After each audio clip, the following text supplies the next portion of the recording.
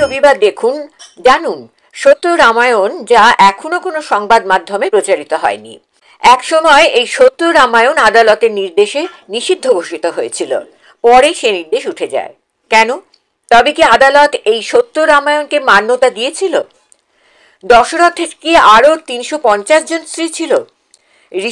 ঋষ্যশৃঙ্গ মুনি কি রাম, লক্ষ্মণ, ভরত, শত্রুঘ্নের পিতা? দেবী সরস্বতী কি কৈকেয়ীর দাসী মন্থরা?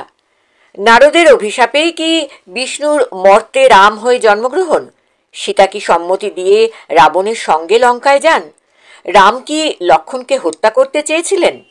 এমন অনেক অজানা তথ্য জানতে দেখুন সত্য রামায়ণ দিগদর্শন চ্যানেলে। প্রতি রবিবার রাত 10টায় প্রকাশিত হবে। লগ ইন করুন, সাবস্ক্রাইব, বেল আইকন ছুঁয়ে গ্রাহক হন। Information provided by the speaker, presenter on the IDSC platform is for general information purposes only. All information is provided in good faith. However, we make no representation or warranty of any kind, express or implied, regarding the accuracy, adequacy, validity, reliability, availability, or completeness of this information. নমস্কার, সুজিত চট্টোপাধ্যায়। প্রতি সপ্তাহের মতন এবারও আমরা সত্য রামায়ণ নিয়ে হাজির হলাম আপনাদের কাছে। 30তম পর্ব। এবারের পর্বে আমরা আলোচনা করছি, বেশ কয়েকটি পর্ব ধরেই তো আলোচনা করছি, সেটা হচ্ছে যে সত্য রামায়ণে রাবণ এবং তার পরিবার সম্পর্কে। অর্থাৎ বাল্মীকি রামায়ণ যা লিখেছেন এবং বিভিন্ন রাজ্যে বিভিন্ন কবিরা পরে সেই রামায়ণকে নিজের মতন করে কিছুটা পাল্টে লিখেছেন। পরবর্তীকালে কিছু কিছু অংশ আরো প্রক্ষিপ্ত হয়েছে তার মধ্যে, এবং বিভিন্ন দেশেও কিন্তু রামায়ণ রয়েছে। একটা জিনিস প্রচার করার ব্যাপার হয়, সেটা হচ্ছে যে সবাই হিন্দু ছিলেন এবং এই রামায়ণটা একটা হিন্দু গ্রন্থ। এই যে বিষয়টা, এটা কিন্তু ঠিক নয়, কারণ রামায়ণের সঙ্গে হিন্দুত্ববাদের কোনো সম্পর্ক নেই। কারণ রামায়ণ যখন লেখা হয়েছিল, যে সময়কালটা বলা হচ্ছে, সেই সময়কালটায় কিন্তু কোনো হিন্দু ধর্ম বলে কোনো ধর্মই ছিল না, বরঞ্চ ছিল বৌদ্ধ ধর্ম। আর এই বৌদ্ধ ধর্মকে রুখে দেওয়ার জন্যই ব্রাহ্মণ্য ধর্ম এই ধরনের রামায়ণ, মহাভারত এইসব রচনাগুলো তখন করেন, এবং একক কেউ করেন না, দলবদ্ধভাবে, গোষ্ঠীগতভাবে, ধারাবাহিকভাবে এই রচনাগুলো হয়েছে আমাদের বৌদ্ধবাদকে রুখে দেওয়ার জন্য। সেটা অনেকেই বড় বড় মনীষীরা অনেকেই সেগুলো প্রামাণ্য নথি গবেষণা করে তারা সে কথাটা বলেছেন। আজকে যে প্রসঙ্গে আমরা আলোচনা করব সেটা হচ্ছে যে রাবণের বংশে রাবণের 3 স্ত্রীর কথা আমরা জানতে পাচ্ছি। একজনের নাম হচ্ছে মন্দোদরী, আপনারা এই নামটা সকলেই শুনেছেন। আরেকজন হচ্ছেন ধন্যমালিনী। আর তৃতীয় স্ত্রীর নামটাই বাল্মীকি আর উল্লেখ করেননি। তার মানে অত প্রয়োজনীয় তিনি ছিলেন না। অবশ্য তার যে ছেলেরা ছিল, তার ছেলেরা কিন্তু রাবণের হয়ে যুদ্ধ করেছেন, তখন তাদের নামের কথাটা উল্লেখ হয়েছে। এটা দেখা গেছে যে সো কল্ড মহাকাব্য যাদের বলা হচ্ছে, সেই মহাকাব্যগুলোতে কিন্তু নারী চরিত্র গুলোর বংশ পরিচয় দিতে গিয়ে খুব বেশি তলিয়ে দেখা হয়নি, যেখানে রামচন্দ্রের 14 পুরুষের কথা বলা হয়েছে। তো যাই হোক, থাই রামায়ণ, অর্থাৎ থাইল্যান্ডে একটি রামায়ণ চল আছে, সেখানে কিন্তু বলা হয়েছে যে হনুমান যিনি, সেই হনুমান রাবণের, কোথাও বলা হয়েছে রাবণের মেয়েকে বিয়ে করেছেন হনুমান, আবার কোথাও বলা হয়েছে রাবণের নাতনিকে বিয়ে করেছেন হনুমান। সেসব একটা প্রতিবেদনের মধ্যে দিয়েই আপনাদের দেখাচ্ছি। আর তার সঙ্গে সঙ্গে রঞ্জিত মিস্ত্রি, দলিত আন্দোলনের একজন কর্মী, যিনি পেরিয়ার ইভি রামাস্বামীর বক্তব্য শুনে তার লেখা পড়ে প্রভাবিত হয়ে তিনি ওই রামাস্বামীর লেখা যে সত্য রামায়ণ তার বঙ্গানুবাদ করেছেন। বইটি মার্কেটে রয়েছে। আপনারা যারা উৎসাহী, কৌতূহলী, তারা কিন্তু এই রামায়ণটা নিয়ে বুঝতে পারবেন যে পেরিয়ার ইভি রামাস্বামী প্রায় 300 রামায়ণ ঘেঁটে তিনি যেটি উল্লেখ করেছেন, সেখানে পরিষ্কারভাবে তিনি দেখিয়েছেন যে এই ভারতের যে ভূমিপুত্র দলিতরা, তাদের শোষণ এবং শাসন করার জন্যই এইসব রামায়ণের রচনা হয়েছিল। সেই প্রসঙ্গে তার সঙ্গে আমরা যে ধারাবাহিক সাক্ষাৎকার নিচ্ছি, সেই সাক্ষাৎকারটিরও 30তম পর্বের যে সাক্ষাৎকার, সেখানে আমরা দুটি ভাগে তাকে প্রশ্ন রেখেছি। একটা হচ্ছে রাবণের চরিত্র, রাবণের ফ্যামিলির চরিত্রগুলো যেগুলো বিশ্লেষণ হয়েছে সেগুলো সম্বন্ধে, এবং পেরিয়ার ইভি রামাস্বামীর যে আন্দোলন, দলিত আন্দোলন, সেই আন্দোলনের প্রেক্ষিতে। চলুন প্রথমে প্রতিবেদনটা দেখুন, তারপর আমরা সরাসরি ফোন ইনে চলে যাব সাক্ষাৎকারে রঞ্জিত মিশ্রের সঙ্গে। বেশ কয়েকটি পর্ব ধরে আমরা রাবণ ও রাবণের পরিবার নিয়ে কথা বলছি। এই পর্বে দেখব রাবণের পুত্র ও কন্যারা কারা ছিলেন। রাবণের 3 স্ত্রী, মন্দোদরী, ধন্যমালিনী এবং তৃতীয় এক স্ত্রী, যার নাম নিয়ে অনেক বিতর্ক থাকায় সেটা আর উল্লেখ করলাম না। মন্দোদরী ছিলেন অসুররাজ প্রযুক্তিবিদ মায়াসুরের কন্যা, আর মা ছিলেন অপ্সরা, হেমা।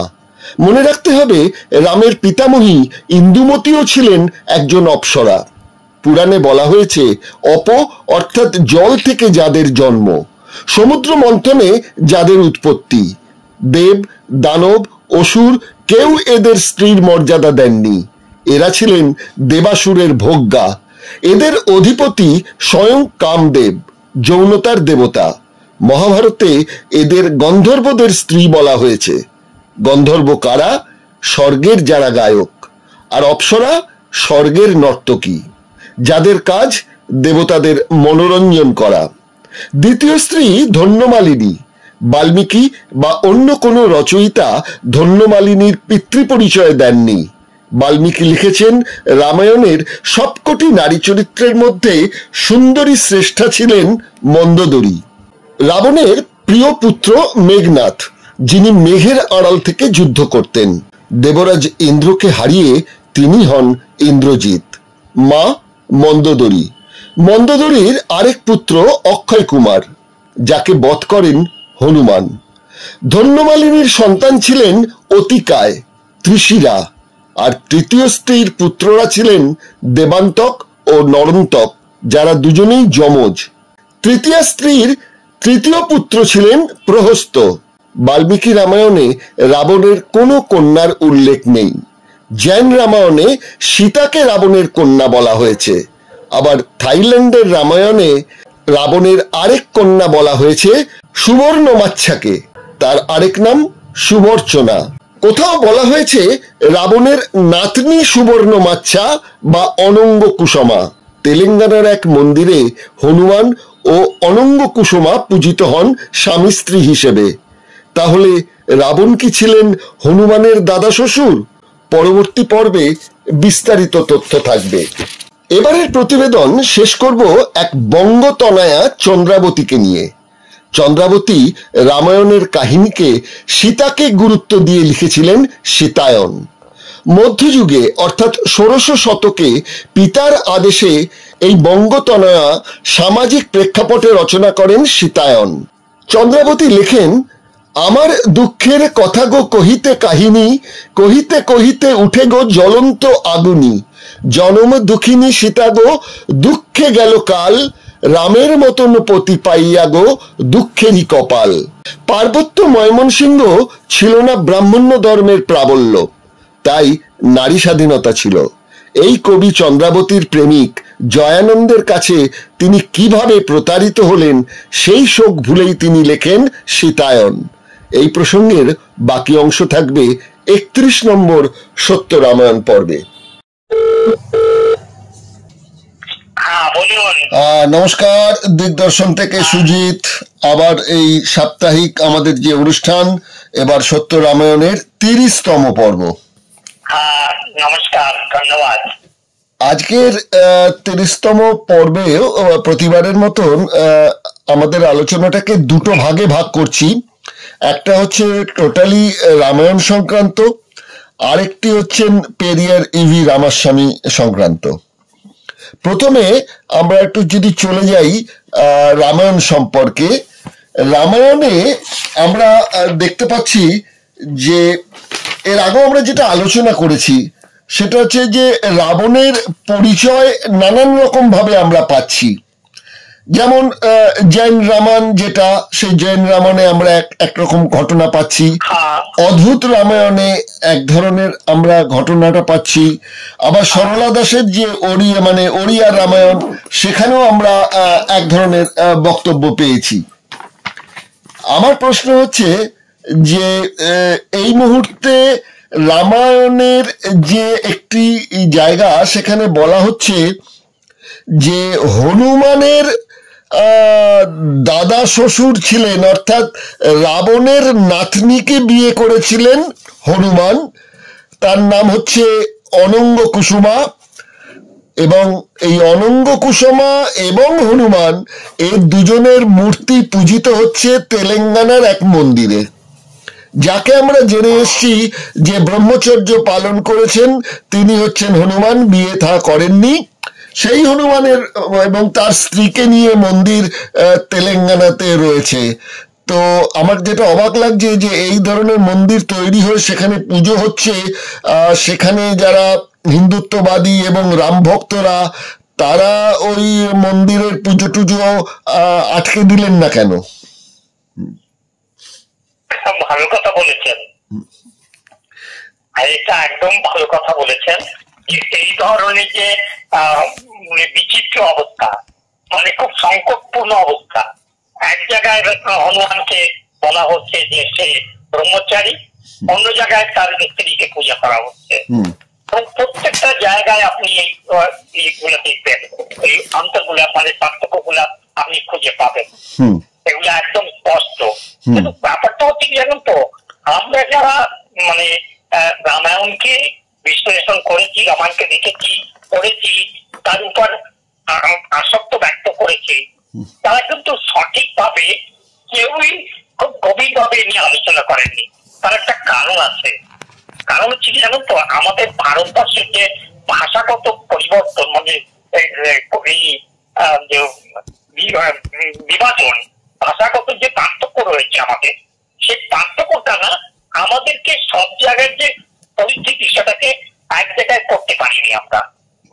এটা আমাদের একটা বড় সমস্যা। আমরা যদি সাউথের সংস্কৃতি দেখি, সেখানে যদি মূর্তি পূজা দেখি, আপনি কর্ণাটকের মূর্তি পূজা দেখবেন, আবার আপনি যদি উত্তর ভারতে যান তবে আলাদা দেখবেন। এই যে বিচিত্রতা আমাদের মধ্যে, এই বিচিত্রতাই আমাদেরকে সবচেয়ে বেশি এক জায়গায় করতে দেয়নি।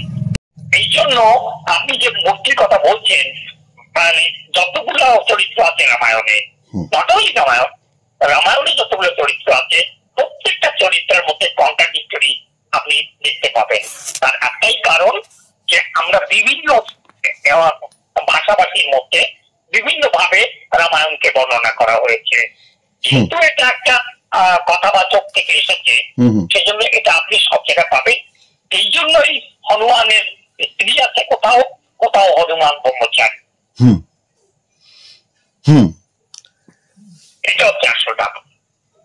আরেকটা জিনিস মজার বিষয় আমরা পাচ্ছি, সেটা হচ্ছে গিয়ে মন্দোদরীর বিষয়টি নিয়ে, অর্থাৎ রাবণের যে 3 স্ত্রী বলা হচ্ছে, সেই 3 স্ত্রীর প্রথম স্ত্রী হচ্ছেন মন্দোদরী, যিনি হচ্ছেন আবার অসুররাজ মায়াসুরের কন্যা, এবং হেমা নামে এক অপ্সরার কন্যা। অর্থাৎ ওই মায়াসুর যে ছিলেন অসুর রাজ, তার স্ত্রী হচ্ছেন একজন অপ্সরা হেমা, তার কন্যা হচ্ছে মন্দোদরী। ঠিক একই জিনিস আমরা রামায়ণে পাচ্ছি যে রামের বাবার নাম দশরথ, দশরথের বাবার নাম অজ, এবং সেই অজর যে স্ত্রী তিনি ইন্দুমতি, তিনিও ছিলেন অপ্সরা। অপ্সরা অর্থ যেটা পুরাণ বলছে যে দেবদের আর কি, দেবতাদের যিনি ভোগ্যা ছিলেন, যারা কোনোদিনই স্ত্রীর অধিকার পেতেন না, সে ভোগ্যা হিসেবে বিবেচিত ছিলেন। এবং বলা হচ্ছে যে যারা গন্ধর্ব, স্বর্গে যারা গান বাজনা করতেন, তাদের রক্ষিতা হিসেবে থাকতেন আমাদের এই অপ্সরারা। তা এইখানে বাল্মীকি রামায়ণ লিখবার সময় এই অজর স্ত্রীকে তো একটা যে কোনো রাজকন্যা দেখাতে পারতেন, এই অপ্সরাকে তিনি টেনে আনলেন। আবার অন্যদিকে মন্দোদরীর যখন জন্মকথা দেখছি, তখন আবার আরেক অপ্সরা হেমার কন্যা হিসেবে দেখানো হচ্ছে। এই অপ্সরাদের তো নৃত্য গীত এরা করেন এবং দেবতাদের ভোগ্যা হিসেবে থাকেন। এই অপ্সরাদের এত গুরুত্ব কেন রচয়িতাদের? ভালো কথা বলেছেন। অপ্সরাদের গুরুত্ব থাকাটা ওই সময়কার সমাজ ব্যবস্থা একটা গুরুত্বপূর্ণ ভূমিকা ছিল, এটা আপনিও মানবেন আমিও মানব। এই কারণে ছিল যে এই যত আপনি দেবতাদের দেখুন না কেন, প্রত্যেকটা দেবতার যে স্ত্রী কিংবা পরনারী এদের নিয়ে যে চরিত্র বর্ণনা করা হয়েছে, সব জায়গায় একটাই জিনিস, সেটা হচ্ছে সেক্সুয়াল প্লেজারের জন্য। এই সেক্সুয়াল প্লেজার মেটাতে গিয়ে এরা বিভিন্ন ভাবে নারীদেরকে ব্যবহার করেছেন। আর আজ পর্যন্ত সেই ব্যাপারটাকে আজও পর্যন্ত আমাদের সমাজের মধ্যে এত বছর, প্রায় 3000 বছর পেরিয়ে যাওয়ার পরেও আজও কিন্তু নারীরা, সেই অপ্সরা রূপের নারীরা, কিংবা আপনি একটা ভালো কথা দেখবেন যে সোনাগাছি কিংবা কোন রকম যে প্রস্টিটিউট এরিয়া, সেটাকে গ্লোরিফাই করা হয়েছে হিন্দু ধর্মের মধ্যে। কি বলা হয়েছে? যে পুরুষদের যে উত্তেজনা, সেটাকে প্রশমিত করার জন্য এই ধরনের প্রস্টিটিউট গড়ে উঠেছে এবং এটা দরকার আছে। নতুবা পুরুষরা যে উত্তেজিত হয়ে গেলে বিশাল ক্ষতি হতে পারে সমাজের, সেই জন্য ওইটাকে উত্তেজনা প্রশমিত করার জন্য এই প্রস্টিটিউট গুলা গড়ে উঠেছে। এবং নারীদেরকে ইউজ করার যে ব্যাপারটা সবচেয়ে বেশি, মানে এটা তো শুধু হিন্দু ধর্মে নয়, পুরো বিশ্বে সব ধর্ম আছে, আপনি প্রত্যেকটা ধর্মের দেখবেন যে নারীদের ইউজ করার ব্যাপারটা সবচেয়ে মারাত্মক অবস্থা ধারণ করেছে এবং এই অপশনের বারবার ইউজ করা হয়েছে। আপনি দেখতে পাবেন না মন্দিরে যে কন্যাদান হতো, মন্দিরে তো কন্যাদান হতো, তাকে দেবী গুরুকে সেখানে স্ত্রী করা হতো। দেবদাসী প্রথা, এটা তো আপনি দেখছেন, মানে এটা তো একেবারে সচরাচর আমাদের মধ্যে রয়েছে। তো সেই ব্যাপারটা রয়েছে এবং এটা সবচেয়ে বেশি মারাত্মক অবস্থা। আচ্ছা, এই জন্যই আপনি বলতে পারেন যে এই অপ্সরাদের একটা মানে ছিল, একটা অবস্থা ছিল, একটা মানে খুবই নক্কারজনক অবস্থা ছিল, পুরুষরা তাদেরকে যেভাবে ইউজ করেছে। এই প্রসঙ্গে আমরা আরেকবার একটু চলে যেতে চাইছি রাবণ প্রসঙ্গে। রাবণ প্রসঙ্গে এই জন্য যেতে চাইছি যে হনুমান তার লঙ্কায় গিয়ে লেজে আগুন লাগিয়ে লঙ্কাপুরী নাকি তিনি একদম ছারখার করে দিলেন, সেই হনুমানকে দিয়েই বাল্মীকি বলাচ্ছেন যে, বলা হচ্ছে, আমি এটা বলছি রামায়ণী কথা, দীনেশচন্দ্র দের যে বইটি আছে সেই দীনেশবাবুর লেখা, দীনেশচন্দ্র সেনের লেখা যে বই রামায়ণী কথা, তার 156 নম্বর পৃষ্ঠা। সেখানে উনি বলছেন হনুমান লঙ্কায় শুধু সীতাকে দেখিয়াই আসেন নাই, তিনি লঙ্কা সম্বন্ধে রামকে যে সকল কথা জানাইয়াছিলেন তাহাতে তার সূক্ষ্ম দৃষ্টি সূচিত হইয়াছে। এবং হনুমান জিজ্ঞাসিত হইয়া রামকে লঙ্কা সম্বন্ধে বলিয়াছিলেন, লঙ্কাপুরী হস্তি অশ্ব রথে পূর্ণ, উহার কপাট দৃঢ়বদ্ধ অর্গলযুক্ত, ইহার চতুর্দিকে প্রকাণ্ড 4টি দ্বার আছে, ইত্যাদি ইত্যাদি তো বলেছেন। এবং শেষে লেখক লিখছেন যে বাল্মীকি নাকি লিখেছেন যে হনুমান গুণীর সম্মান জানিতেন, রাবণকে দেখিয়া হনুমানের মনে প্রগাঢ় শ্রদ্ধার উদ্রেক হইয়াছিল, তাহার ধর্মশূন্যতা দর্শনে তিনি দুঃখিত হইয়াছিলেন, কিন্তু সচল হিমাদ্রির ন্যায় সমুন্নত দেহ রাক্ষসরাজের প্রতাপ দেখিয়া হনুমান বলিয়া উঠিলেন, অহ রূপমহ ধৈর্যমহ সত্যমহ দূতি, অহ রাক্ষস রাজস্ব সর্বলক্ষণ যুক্ত। এখানে আরেকটা বলেছেন যেটার বাংলা মানে করলে দাঁড়ায়, সেটা হচ্ছে ইহার কি অপূর্ব রূপ, কি ধৈর্য, কি শক্তি, কি কান্তি, সর্বাঙ্গে কি সুলক্ষণ, ইনি যদি অধর্মশীল না হইতেন তবে সমস্ত দেবতারা এমনকি ইন্দ্র ইহার আশ্রয় ভিক্ষা করিতে পারিতেন। রামচন্দ্রকে হনুমান বলিলেন, রাবণ যুদ্ধার্থী কিন্তু ধীর স্বভাব ও সাবধান, তিনি স্বয়ং সতত সৈন্য পর্যবেক্ষণ করিয়া থাকেন। তো এখানে হনুমান যখন সুদর্শন বলছেন, তাহলে এই রাম ভক্তরা, এই হনুমান ভক্তরা, তারা কি করে রাবণকে একজন কুৎসিত দর্শন হিসেবে প্রতিষ্ঠা করে? তারা কি এই বাল্মীকি রামায়ণে হনুমানের কথা শোনেননি না জানেন না? কন্ট্রাডিক্টরি, বিভিন্ন জায়গায় কন্ট্রাডিক্টরি, এবং এইটা বারবার আপনি প্রমাণিত হয়েছে আপনার। যেমন আপনি বলেছেন না গতবারে আপনার সঙ্গে আমার আলোচনা হতে গিয়া হয়েছে যে রাবণের মূর্তি আপনি ভারতবর্ষে বিভিন্ন জায়গায় পাবেন, বিভিন্ন জায়গায়, কিন্তু হনুমানের ঋষের মূর্তি কিন্তু আপনি সেইভাবে রামায়ণের কিন্তু রামের কিন্তু মূর্তি আপনি মূর্তি পূজা আপনি কোথাও পাবেনই না, মানে রেয়ার। ঠিক ঠিক ঠিক।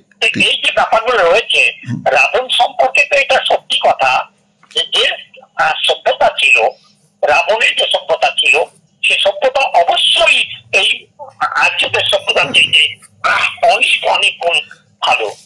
সেই সভ্যতাটাকে শেষ করার জন্য যত রকমের ভাবে তাকে কলুষিত করা যায়, কিন্তু তাও করতে পারেনি। মাঝে মাঝে যে চরিত্রগুলা রাবণের সামনে এসেছে তারা প্রত্যেকে কিন্তু রাবণকে প্রশংসা করেছে, এবং সীতাও রাবণকে প্রশংসা করেছে। তাই তো আপনি দেখবেন সীতাও করেছে রাবণকে প্রশংসা। তাই তো, তাই তো। আবার প্রত্যেকে রাবণের উপরে অ্যাট্রাকশন ছিল, কিন্তু যেহেতু ওই সভ্যতাটাকে শেষ করতে হবে, ওই সভ্যতাকে কলুষিত করতে হবে, করে দিয়া একটা নতুন সভ্যতা তৈরি করতে হবে, যেটা ব্রাহ্মণিক সভ্যতা, যার ফলে এগুলো করা হয়েছে। আজকে এই বোর্ড এসছে একটা, আপনি মনে হয় জানেন কিনা, এই বোর্ডটা হচ্ছে নালন্দার যে আগুন লাগিয়েছিল তারা করেছে ব্রাহ্মণরা। এই ব্রাহ্মণিক ব্যবস্থা নালন্দার যে সভ্যতা ছিল কিংবা যে পুস্তকালয় ছিল, সে পুস্তকালয় জ্বালিয়ে দিয়েছে। পুরো দোষটা চাপিয়ে দেওয়া হয়েছে আমাদের চারবাকের কথা বলুন, একদমই চারবাকের পুরা দর্শনটাই, সংস্কৃতিটাকে পুরো পুড়িয়ে দেওয়া হয়েছে, এবং তাকে কি অসভ্য ভাষা গালিগালাজ করে আজও। চারবাকের নাম নিলেই ব্রাহ্মণীরা কিংবা ব্রাহ্মণবাদীরা তার দশখানা গালি দেবে। এবং আরেকটা মিথ্যে কথা প্রচার করা হচ্ছে, আমরা বিভিন্ন পত্রপত্রিকায় এবং বিভিন্ন চ্যানেলে এই প্রসঙ্গে আলোচনা করতে গিয়ে দেখছি যে সেখানে বলা হচ্ছে চারবাকের মতবাদে নাকি আছে ঋণ করে ঘি খাওয়ার কথা, কিন্তু যেটুকু চারবাক দর্শন নেড়ে ঘেটে দেখেছি, কোথাও চারবাকের এরকম কোনো কথাই নেই যে তিনি ঋণ করে ঘি খাওয়ার কথা বলেছেন।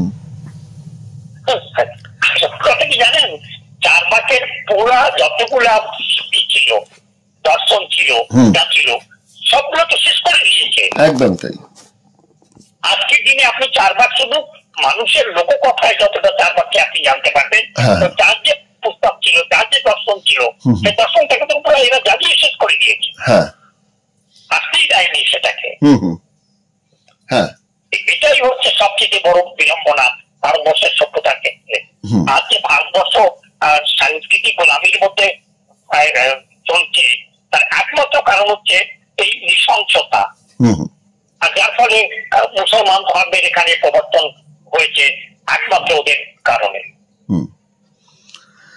আর এই রামায়ণ সম্পর্কে আজকের পর্বেতে আপনার কাছে আমার শেষ প্রশ্ন, সেটা আমি চলে যাব এই বাংলার ১৬শ শতাব্দীতে। এখানে একজন কবিকে পাচ্ছি, মহিলা কবি, তার নাম হচ্ছে চন্দ্রাবতী, যিনি রামায়ণের একটা ভার্সন লিখেছেন, সেটা সীতাকেই গুরুত্ব দিয়েছেন বেশি, অর্থাৎ তার লেখাটা রামায়ণ নয়, তার কথাটা চন্দ্রাবতী কথা, কিংবা বলা হচ্ছে সীতায়ন লেখা হচ্ছে। এবং তিনি ময়মনসিংহের লোক ছিলেন। যেহেতু আমাদের এখানকার বড় বড় মনীষীরা অনেকেই বলেছেন যে রামায়ণ আর কিছুই নয়, একটি ব্রাহ্মণ্যবাদী প্রচার এবং বৌদ্ধ ধর্মের বিরুদ্ধে বিষয়টাকে এস্টাবলিশ করার জন্যই রামায়ণ রচনা। এবং বলা হচ্ছে যে ময়মনসিংহতে যখন এই চন্দ্রাবতী রামায়ণের ওই সীতায়ন রচনা করছেন, সেই সময় নাকি ময়মনসিংহে ব্রাহ্মণ্য ধর্ম সেরকম করে প্রবেশ করতে পারেনি, সেজন্যই তিনি এই সীতায়নটি লিখতে পেরেছেন এবং তার নিজের ব্যক্তিগত জীবনের যে ট্র্যাজেডি, তার প্রেমিকের সঙ্গে যে বিচ্ছেদ, প্রেমিকের যে বিশ্বাসঘাতকতা, যার নাম জয়ানন্দ, তো সেই বিষয়টাই রাম এবং সীতা নিজেকে ওইখানেই প্লেস করেছেন, করে তিনি একটি অপূর্ব রচনা তিনি লিখেছেন। তার দুটো লাইন আপনাকে শোনাই, সেটা হচ্ছে, আমার দুঃখের কথা গো কহিতে কাহিনী, কহিতে কহিতে উঠে গো জ্বলন্ত আগুনি, জনম দুঃখিনী সীতা গো দুঃখে গেল কাল, রামের মতো পতি পাইয়া গো দুঃখেরই কপাল।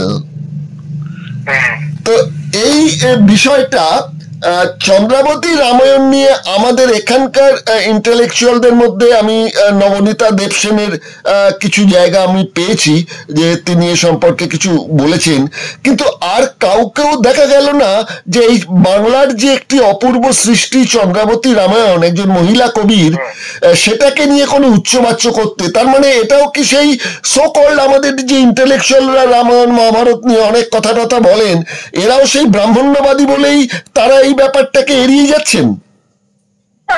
স্বাভাবিক। আপনি যদি চট্টগ্রামের সামাজিক অবস্থা দেখেন, তবে এরা কি করেছে, এরা এই অঞ্চল থেকে ধীরে ধীরে ধীরে ধীরে সেখান থেকে বিতাড়িত হয়েছে, পলায়ন করেছে। করার পরে ওখানকার যে সভ্যতা ছিল, ওখানে কিন্তু আপনি মানে বৌদ্ধ ধর্মের যে প্রচার, সেটা কিন্তু অনেক বেশি পর্যন্ত ছিল, অনেক দিন পর্যন্ত ছিল।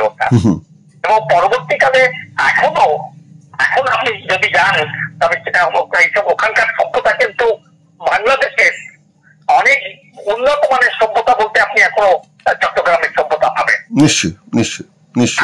তার জন্য ওখানে নারীর উপরে যে ওখানে এখনো নারীর আধিপত্যতা ওখানে অনেক বেশি, কম্পারেটিভলি অন্য জায়গার চেয়ে।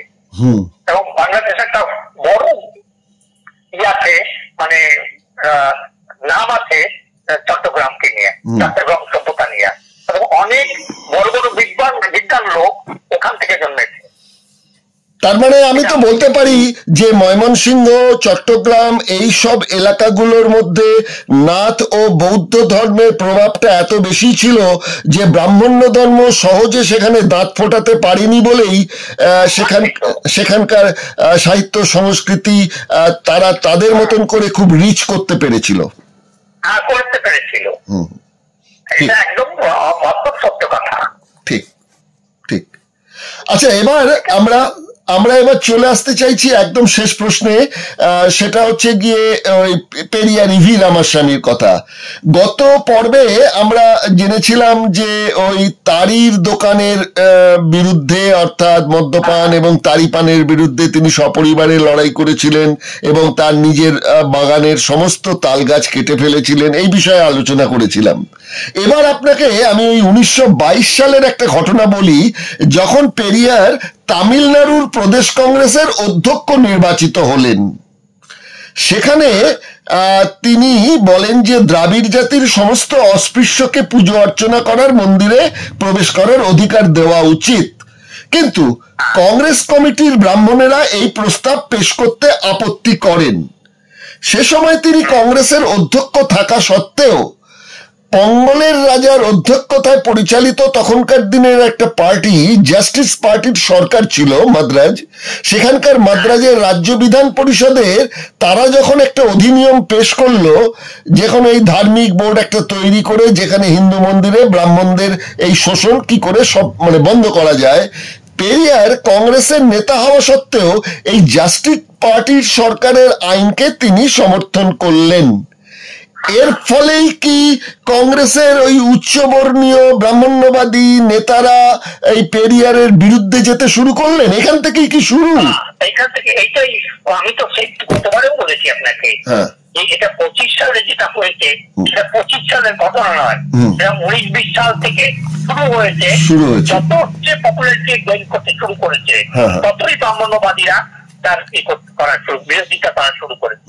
তো তার প্রত্যেকটা দল মানে পদক্ষেপ ছিল, প্রত্যেকটা পদক্ষেপ, সে পদক্ষেপ গুলো ছিল জাতি ব্যবস্থাকে নির্মূল করার পদক্ষেপ, এবং অনেকটা তার বামপন্থী ভাবনা চিন্তাও কিন্তু একটা বিশাল ভাবে করছিলেন, কাজ করছিলেন। দুটো জায়গায় কংগ্রেস কখনোই তাকে মেনে নিতে পারছে না।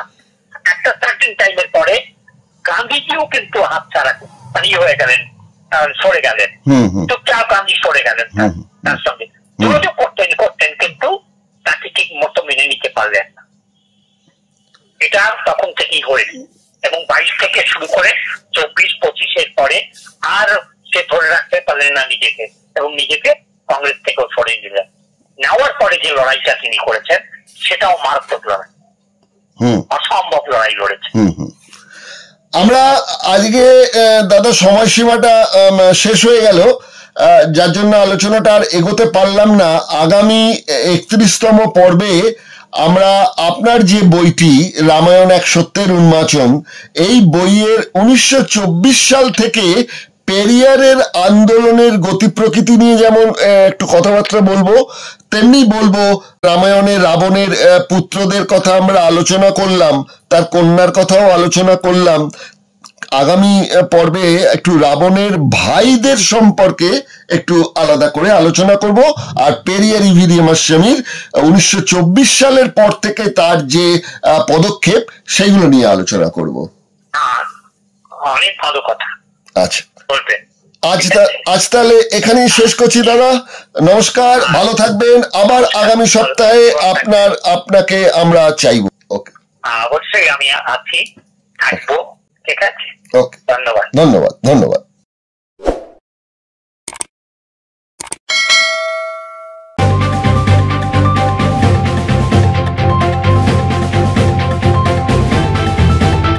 রংহীন সংবাদ আর অজানা তথ্যের জন্য দেখুন দিগদর্শন, 10-এর পাশে, দেশের সাথে।